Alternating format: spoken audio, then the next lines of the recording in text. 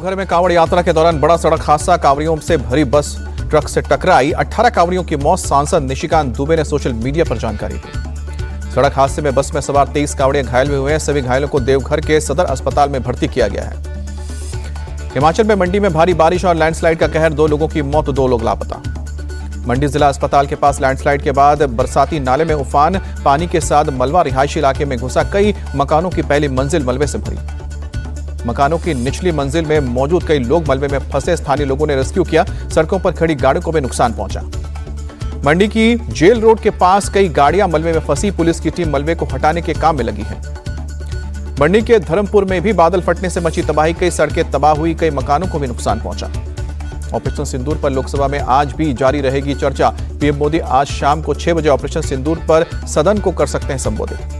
Operation सिंदूर पर गृह मंत्री अमित शाह आज दोपहर 12 बजे लोकसभा में बोलेंगे। नेता प्रतिपक्ष राहुल गांधी, प्रियंका गांधी, राजा अमरिंदर वैरिंग और गुरदीप औजला भी बोलेंगे।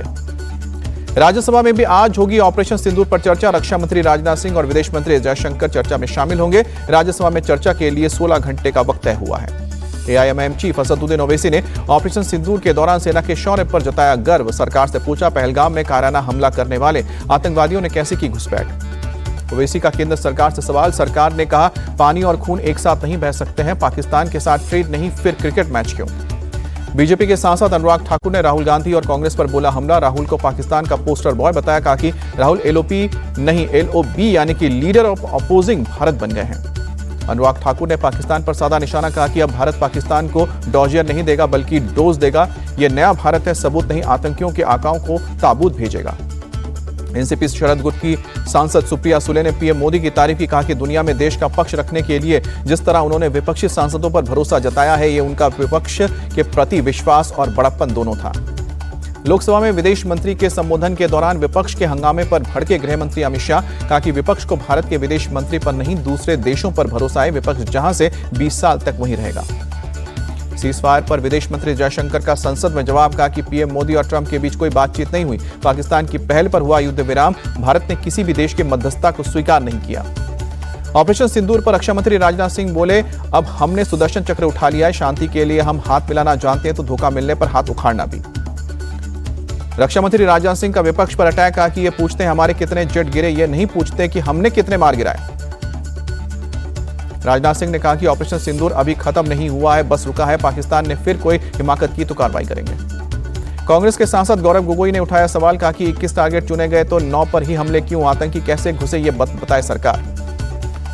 गौरव गोगोई बोले, ऑपरेशन सिंदूर के वक्त पूरा देश मोदी जी के साथ खड़ा था, फिर अचानक सीज फायर करने की जरूरत क्यों पड़ी।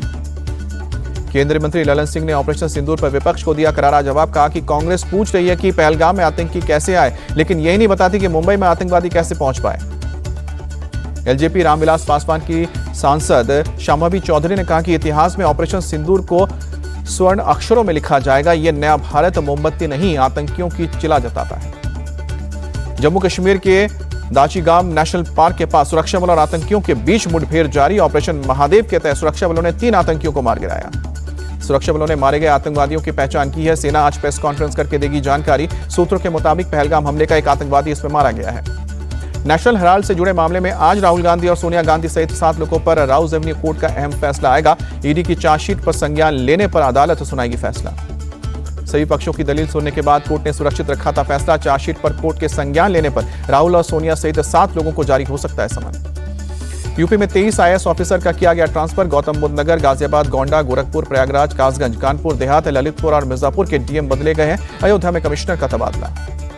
केरल के कोच्चि में आरएसएस प्रमुख मोहन भागवत ने बताई हिंदुओं की मर्यादा। कहा कि पक्का हिंदू होने का मतलब बाकी लोगों को गाली देना नहीं है। केंद्रीय मंत्री चिराग पासवान का बयान। बोले कि मुख्यमंत्री नीतीश कुमार के नेतृत्व में हम चुनाव लड़ रहे हैं और चुनाव परिणाम के बाद नीतीश कुमार एक बार फिर से मुख्यमंत्री बनने जा रहे हैं। दिल्ली के पंजाबी बाग में देर रात एक कपड़ा कारोबारी मोहम्मद मंजूर की गोली मारकर हत्या। आपसी रंजिश में गोली मारने की आशंका। पुलिस अब हमलावर की तलाश कर रही है। नोएडा में एक फोटो जर्नलिस्ट पर हमले का आरोपी दीपक पुलिस के साथ मुठभेड़ में घायल हुआ। दीपक के पास से एक तमंचा, कारतूस और चाकू बरामद। दिल्ली में बीती रात से लगातार हो रही है बारिश। कई इलाकों में सड़कों पर पानी भरा, गाड़ियों की आवाजाही पर दिक्कत आ रही है। ग्वालियर में पार्वती और सिंध नदी का जलस्तर बढ़ने से कई इलाकों में बाढ़ जैसे हालात बने। सड़कों पर जल भराव, आवाजाही में परेशानी। सड़कें डूबने से कई गांव का शहरों से कटा संपर्क। कुछ जगहों पर कमरे से ऊपर तक का पानी भरा।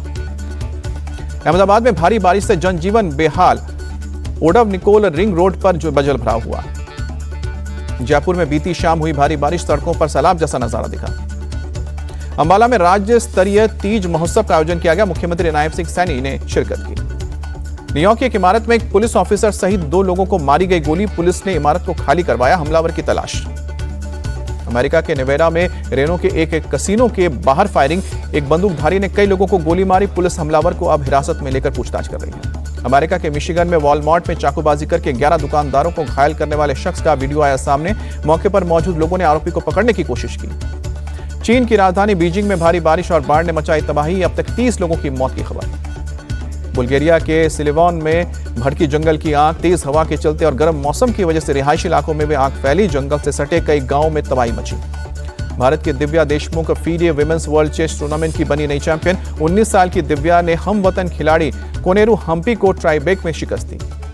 FIDE women's world chess tournament जीतने के बाद दिव्या देशमुख के हौसले बुलंद, कहा कि उम्मीद है कि यह सिर्फ शुरुआत है।